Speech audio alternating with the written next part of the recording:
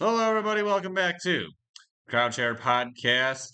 It is officially July, and so it is time to review the month of June for now the National League. Yes, we're already basically halfway through the year. We're going to have, of course, the All-Star break coming up here in a few weeks, which will be fun, of course. I love watching All-Star break for the MLB. It's the one actually like All-Star break where people actually care.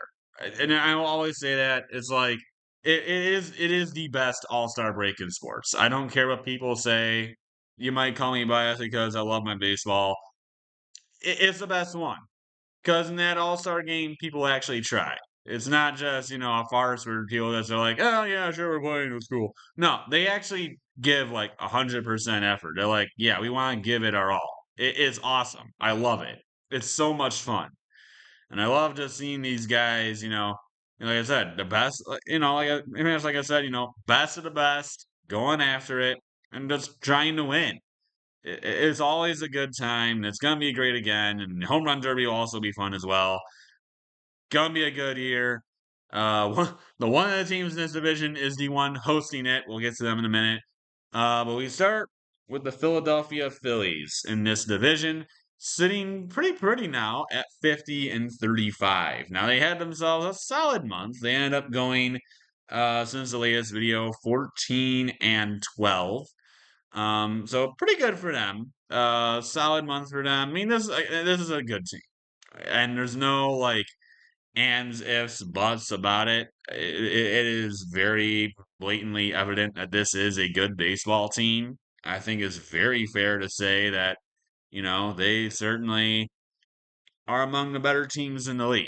And, the record shows it. They've been extremely consistent pretty much all year, and they just continue to win. So, well done, Phillies. New York Mets, they had a bit of a rough month. They ended up going 10 and 15 through this past month and ended up losing their division lead to the Philadelphia Phillies, who obviously snuck ahead of them, lost their last three games. Um, they had a really hot start, and it's just kind of slowly been fizzling away. Obviously, a lot of big signings in free agency. They brought back Pete Alonso. They brought in Juan Soto. So, I mean, this is a good team as well. And they certainly have played like it. I don't think there's really any doubt that the Mets are a good baseball team.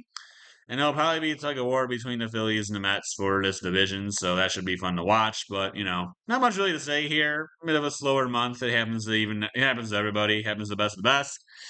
You know, um, yeah. I mean, for the Mets, nothing to panic about. Yeah, it was a tougher month, and yeah, you lost the division lead, but it's also the Philadelphia Phillies, and you're also still two games out. So, I mean, could it be better? Yeah, it could be worse. Absolutely. So, it's like it's just like apples to apples kind of thing. It's like, yeah, you kind of had a bit of a struggle some month, but doesn't mean you can't snap out of it, just like that.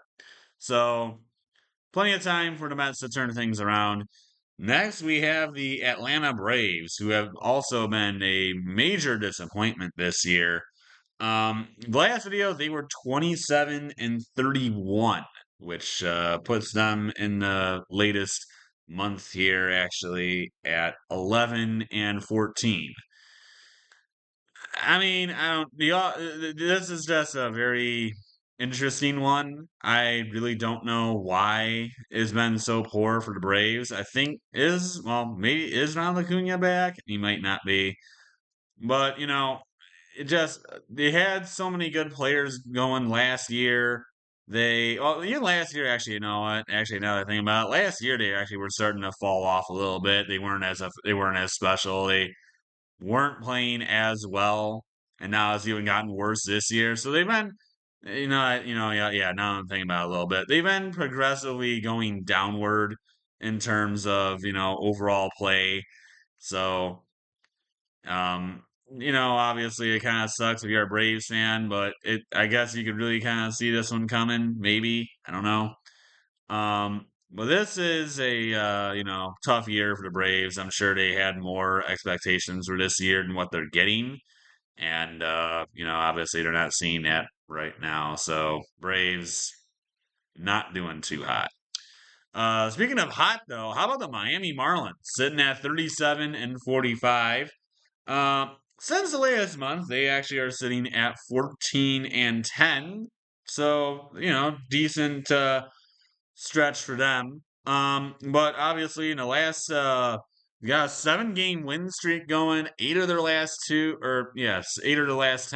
won their last 7 in a row here. Good stretch for Miami. We'll see if this continues. This is not obviously a competing team. This is a team that's certainly very much trying to rebuild and has got a long ways to go. But the fact that they've even had this kind of a stretch, in what is really a rebuilding season is honestly encouraging, I think, for them. Um, Definitely if you're a Miami fan, you gotta be happy about it. Like I said, you're obviously not competing for anything. You're not going to go to the playoffs, but to be winning 7 games straight, you've beat a couple playoff teams, and you've beaten them honestly decently handily. Yeah, I mean, I'd be excited for that too, because it's like, yeah, hey, you know what? We're beating playoff teams. You know, Obviously it's not going to happen this year, but maybe next year. It definitely it's an encouraging sign to what could be in the future. And then for the Washington Nationals, they sit at 35 and 49. They had a bit of a they definitely had a rough month here. They end up going 7 and 18 in this last month here. And this is the same case as the Marlins, just going the other direction. This is not a competing team. This is another team that's kind of in the rebuilding stage. Washington is then trying to probably move its way out of there, so a rough month and kind of completely collapsing is not something they likely want to see. But this is another team that's definitely not looking to be winning a World Series anytime soon, probably. Um, but definitely when you're trying to make your way out of a rebuild and you're trying to get yourself back into at least contention for the postseason, seeing a month like that going 7 and 18 really is not all that enticing. And yes, we leaked a little bit into June, so it's a little bit shorter of like the typical however many games it would be, but just not what you're looking for if you're the Nationals. And then next we have the Chicago Cubs. Now they have been awesome this year. Um, they have been just flaming hot. They were awesome to begin the year. Now, latest month here has not been their best. As currently the Cubs sit at 49 and 35, which has been 12 and 13 since the last video, but the offense continues to explode. They can't stop scoring.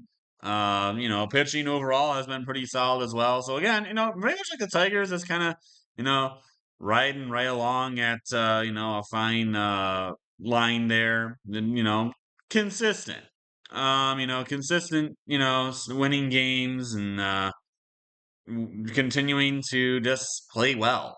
Maybe not their hottest of months, just a little below 500, but you're still 49 and 35. You've still been good. You've still been winning. So, you know, you definitely lost a little bit of some ground in the rest of your division, but you're still playing pretty well. I wouldn't be upset if I'm the Cubs.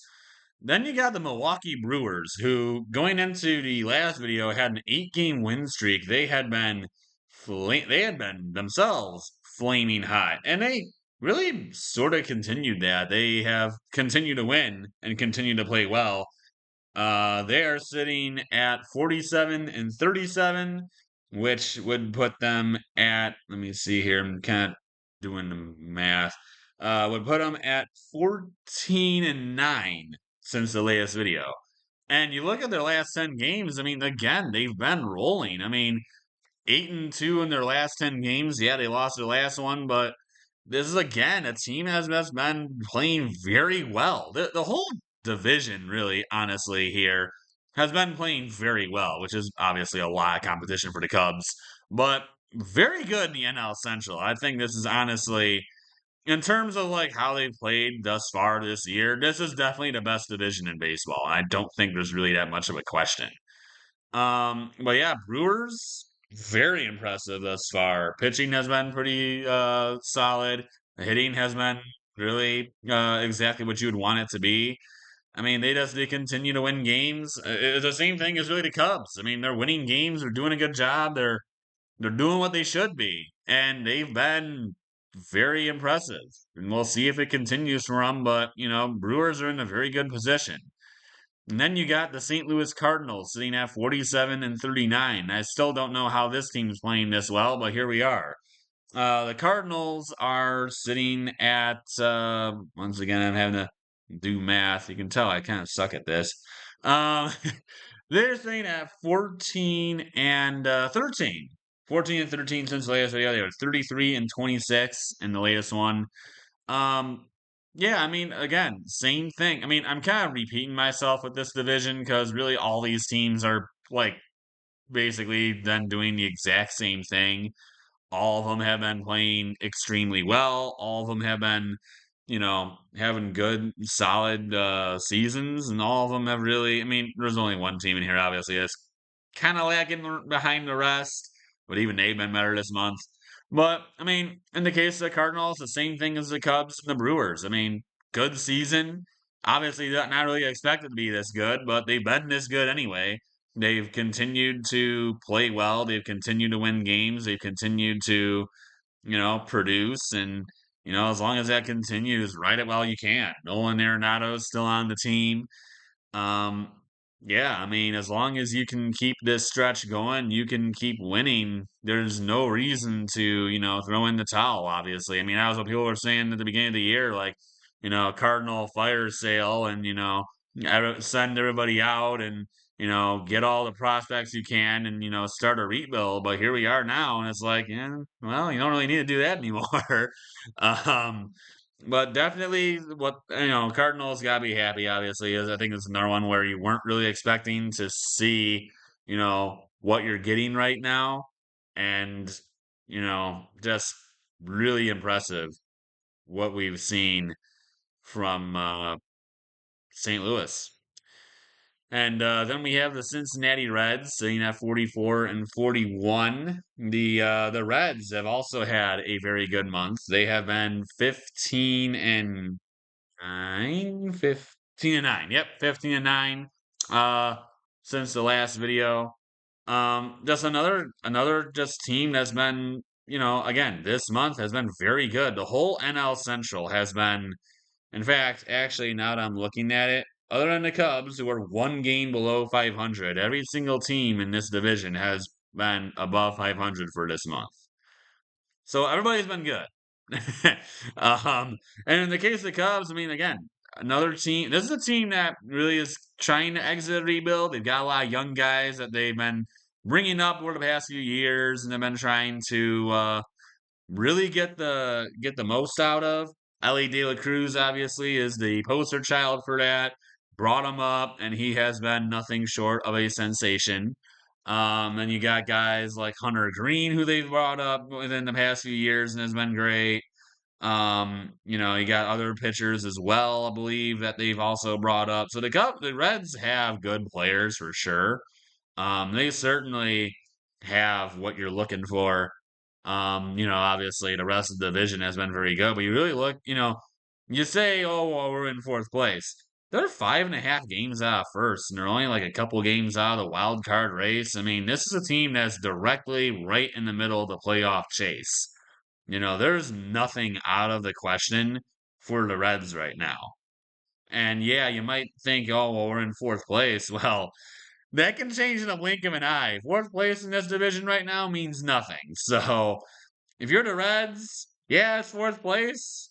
Only 5.5 out. Who cares? The position doesn't really matter. It's the games back that really matters. And you're 5.5 behind the division leader. So you're sitting pretty. You got half the season still to go to, at the very least, make the wild card round. And I think if that even happens for the Reds, you're gonna be happy. And the fact that they're probably 5.5 out of the division lead, I think, is more than enough for them. So very good season for the Reds. Obviously it's been a success. I mean, you want to take that step forward, and you certainly have. And to this point, you've certainly done what you wanted to do. So again, we'll see if that continues on and continues to be the same. But right now, not nothing. You've got plenty of chances, and you've got a good shot at it. And next, we have the Pittsburgh Pirates, who have been really rough to start the year. In this latest month, they had a much better stretch. They were 14-12 in the last month, but this team has been abysmal offensively. Pitching stat this, and I talked about this in the AL video. I did that one first. I talked about this in the AL video with both the Royals and the Rangers. Both of these teams, all three of these teams, their pitching staffs have been awesome. They've been shutting opponents down. They've been keeping them to low run outputs, but their offenses have just not been able to put runs up on the board. And it has really held them all back because none of them can score. All of them have had extreme problems just getting runs up. And so all these teams they can't find ways to score, and they just continue to, fall in terms of record. Now with the Pirates, they got a bit more runs up, and their pitching staff was dynamite, well under 100 runs scored this month against them, which is absolutely honestly insane. Um, but for the Pirates, it's like, yeah, if they can get an offense going, this is another one of those teams where it's like, watch out, this team could be nasty. And yeah, the Pirates, obviously, one thing's lacking right now, but something changes, and if something changes, we could be looking at a different, Pirates team, come a few months or so. And now we have our last division here in the National League, and that is the NL West. Well, we start with the best team in baseball. I know the Tigers have actually tied, or I guess they're now actually tied with the Dodgers for the best record in baseball. And yeah, the Tigers have been good. This is the best team in baseball. Don't get it confused. Dodgers are 53-32 as well, much like the Tigers. They have been 17-8 since the latest video. It's the Dodgers. You got Shohei Ohtani, you got Mookie Betts, you got Freddie Freeman, you got Max Muncy, you've got, I mean, I know he's hurt, but Tyler Glass now. You got yourself Blake Snell. He might be hurt too. You have all the, pitching in the world, all the hitting in the world, all the relievers in the world. You got everything you want. I mean, it's the Dodgers. Everybody that's good goes to LA at this point. At least this LA, not the other one. But yeah, Dodgers are nasty. This is a very good team. Like I said, best team in baseball. I thought far and away at the beginning of the year, World Series runner, World Series contenders, front runners will probably win it.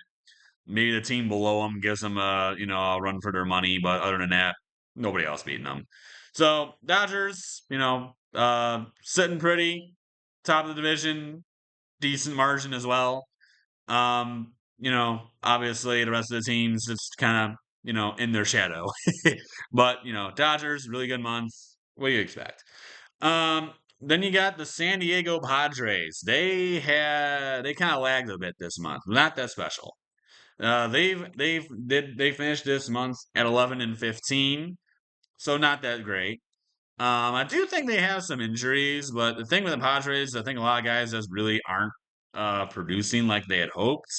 Pitching staff has been very good for them, but the offense has, once again, this is another case of pitching been good, the offense not really. So there's another one of those teams that's like, man, get the offense going, and boy, it's gonna be tough. But as of right now, just a bit of a lacking hitting. Some lacking hitting. I mean, I know Fernando Tatis and I think Manny Machado both have been very good, but the rest of the lineup has kind of just not been special as far as I really know. I'm not really sure, but really other than that, the Padres, this is a good team. They just need to find some offense, get the offense rolling, and well, maybe you can catch up with the Dodgers again. And then there's this one, which I'm still trying to wrap my head around how they've been this good, but that's the San Francisco 49ers. Whoa. I'm thinking football. San Francisco Giants, excuse me. All of you MLB fans out there. Uh Me too, obviously, but 45 and 40 for the San Fran Giants. They're sitting at 33 and 27 in the latest video. They have been 12 and 13 since. So pretty much they're sitting at the exact same spot they already were. Um, this is a giant team that I just don't really know where this is coming from. They do have some young guys that they brought up that I know are solid, but with the Giants, it's like, why? How is their pitching staff, this good? I mean, they've given up less runs than the Padres and the Dodgers. I mean, with the Dodgers, it kind of makes sense because they had so many injuries. The Padres make that make sense to me. But I mean, they did obviously trade for Rafael Devers. They brought him into town. Obviously all the mishaps with the Red Sox made that one seemingly become a bit more inevitable, and the Giants just ended up eventually pulling the trigger. So I don't know how he's necessarily been with the Giants, but I just know he's there. Um, and as for the San Fran Giants, I mean, yeah, you still got a good record. I mean, obviously you're in the playoff, very much in the playoff chase. You're right behind your division rivals of the San Diego Padres. You're in the race. It's just a matter of can you win it? And obviously, they got good players, they got good hitters, they got seemingly like some good pitchers. I know Camilo Doval has come back with a vengeance this year. At least, yeah, he's gonna have vengeance this year. So yeah, overall good season for the Giants, and we'll see where it goes from here. And now you have the Arizona Diamondbacks, who are straight up 500, 42 and 42. Pretty simple there. Since the latest month, they have been a bit better. 28 and 31 in the latest video. So coming up on this one, they have been. Y'all have probably already done the math at this point. 14 and 11. Yeah, 14 and 11. Yep, that makes sense because there had to be three. Yeah, because there had to be three games. Anyway, so yeah, Arizona, this has been a case of the hitting has been amazing and the pitching has been awful. It can't really seem because they have been really scoring a lot of runs, but they also have been giving up a lot of runs. Corbin Burns is hurt, I know, so that obviously has contributed to the struggles. But Zach Gallen also has not played well, which is a little surprising. He obviously had a lot of injuries, in several years when he was pitching very well. But he finally stayed healthy for a year and was very good. Now has stayed healthy and has not been good. So, I don't really get that. Merrill Kelly has still played well, the veteran pitcher that they still own.